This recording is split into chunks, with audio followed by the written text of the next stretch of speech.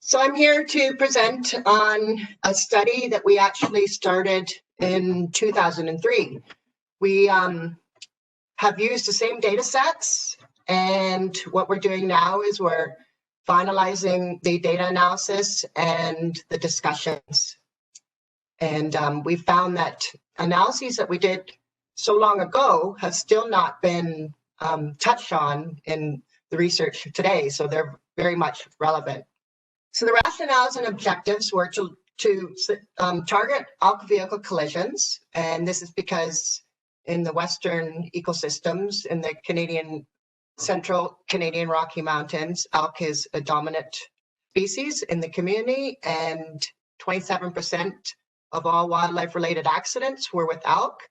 And if you zero in Banff National Park, elk were the dominant species being involved in collisions prior to when mitigation wildlife overpasses and underpasses went in. So we want to look at the distinct spatial and temporal patterns for these elk-vehicle collisions. But we want to use demographic data that was available to compare between the collisions and the adjacent populations. And then we want to look at, tease apart the covariates of traffic volume and population abundance on the occurrence of elk-vehicle collisions and apply this to mitigation planning. So the study area is the Central Canadian Rocky Mountains, which includes Yoho, Banff, Kananaskis, Kootenay, and then we zero in on the Kootenay region and the Banff region where we have elk and where there was no mitigation at the time of this analysis. And also there was demographic data available for these two areas, so we could do the comparisons that I talked about. So in Banff, we focused on phases 3A and 3B, and this was prior to mitigation for the data sets. Now there's mitigation on both those sections, but so there was no fencing and crossing structures. And the data set, 1986 to 1996. And there was 812 EVCs that we looked at in the Central Canadian Rocky Mountains. Within this data set, we had the age of the elk, and we had the sex of the elk, and we also had percent marrow fat content for the carcasses. So it was a pretty good data set. And then we had the elk relative abundance data sets from the Parks Canada and Kootenay National Park and Banff National Park. And they had done ground counts in spring and fall in 1986 to 1996. So these time periods were comparable. And then we had annual average daily traffic volumes for the highways. So for each mini analysis, we'll go through the hypothesis, methods, results, and discussions. So for the first mini analysis, we looked at, are younger elk being killed on highways more than adult elk because of less experience and things like that? So we divided the data set in between sub-adults, which was less than 2 years, and adults, which are greater than 2 years old. And we looked at the total number of adult elk occurrences. Sorry, now I'm onto the results here. So we compared those two, and we found that the total number of adult EVC occurrences were higher than sub-adult. And that was simply because there are more adults in the population. So you would see more adult collisions. And that was in the broader study area of the Central Canadian Rocky Mountains. But if you compare it to the adjacent population numbers, now zooming in on Banff and Kootenay, you would find sub-adult elk are more prone to being involved in collisions than adults, as expected, more than expected from the adjacent population numbers. And so the reasoning for this may be that sub-adults are more prone because they have less experience. Female cows, when their calves are traveling with the cows, they're distracted during the mating season. Calves often follow females across roads. The cows are cross the road faster, and the calves are more hesitant. So they may be involved with the collision. If a motorist swerves for the cow, she may indeed hit the calf. So next mini analysis was to look at sex. So looking at the broader study area, we found that there were more adult females than males. And this is to be expected because there are more females in the population. If one was just to look at that data set only, they would say more females are getting killed on the roads. But are females more prone than males on getting killed on roads? And if you look at the adjacent population, that isn't so. Males are more prone to being involved in elk-vehicle collisions. This result did not come through for sub-adults. This was within adults only. So this comes through. We've read a lot in the literature about male elk being involved in the wreck in the fall season, so they're more distracted. They may get hit during that time. We'll go into seasonal details coming up, but also male elk might be moving further distances in their home range and when their migrations and for foraging. So these are the things that could make male elk more prone to collisions. So then we looked at the fat marrow content in the carcasses, and we looked at whether there was a difference between elk being killed on highways and railways in Banff as opposed to the fat content of the predators. And we found that percent marrow fat content of highway and railway killed elk was not significantly different, so that was the same, but both the transportation collisions had greater percent fat content than predator killed elk. Then the next one, mini analysis, is season, and we want to know when they were being involved in collisions most often. And not surprisingly, we found that more collisions were occurring in the fall. And in the fall, it was more so for males, which then supports our previous result that showed more males are more prone to being killed on the highways. And these males are probably more prone to being killed in the fall. So we can narrow that down. Sub-adults EBCs in the fall was 300% greater than in the spring. You can see the clear bars. September, October, November are the high months of when the males are more prone to being killed on highways than the females. And you can see the seasonal mean, it's above the seasonal mean, and this was done with an ANOVA, and that's how we got our significance. So more EBCs occur in the fall. When compared to the population, more males than females are being killed in the fall. When compared to the population, more sub-adults and adults are being killed in the fall. So what is this saying? That in the fall, there is an addition of the spring cohort coming in, which means that there's higher numbers of elk and fewer numbers in the spring due to harsh winter months and that perish during the winter.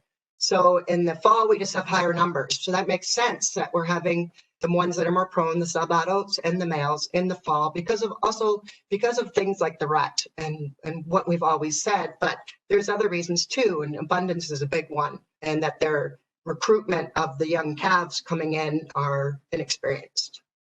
So then we want to look at traffic volume and abundance. And these relationships can be complicated without being able to tease one apart from the other. So that was our goal because we had the data to be able to do something like this. So traffic volumes, we did a t-test to compare traffic volumes in the spring and the fall in the Bow Valley in Banff, and they're not significantly different. So if we compare the spring and the fall, elk abundance counts and elk collisions, we can control for traffic volume. Traffic volume is not impacting the number of collisions. So when we look at that, we can see EVCs, elk-vehicle collisions, increased at a greater rate during the fall season when elk abundance numbers were significantly higher. So again, that's calf recruitment coming in. The numbers are higher. You can see the top black line showing higher elk abundance counts in the fall with the squares, and spring staying almost the same, the collisions, and then they increase in the fall. So we want to look at traffic volume. As traffic volume increases, we expect to have more elk-vehicle collisions because they have less time to safely cross the road. But this can be confounded by the fact that some species, some animals, avoid roads when the traffic volume gets to a specific threshold. And we've seen this in Arizona, the research by Gagnon and Dodd have shown this in detail. So EVCs on each road type were highly correlated to traffic volume. So this is looking at the Central Canadian Rocky Mountains, broader region. We looked at Kananaskis, Trans-Canada Highway in Kananaskis, and we looked at the Trans-Canada Highway in Banff, 93 South in Kootenay, and Yoho, Trans-Canada Highway, and they all had different traffic volumes, and the highest was in Banff, and the most collisions occurred when the traffic volume was the highest, and it was a 100% correlation with traffic volume. So we know that EVCs increase with traffic volume. But as traffic volumes increased, so did the EVCs on each road. Okay, we know that. However, a different relationship was found when comparing Kootenay to Banff National Park, that zoomed in region.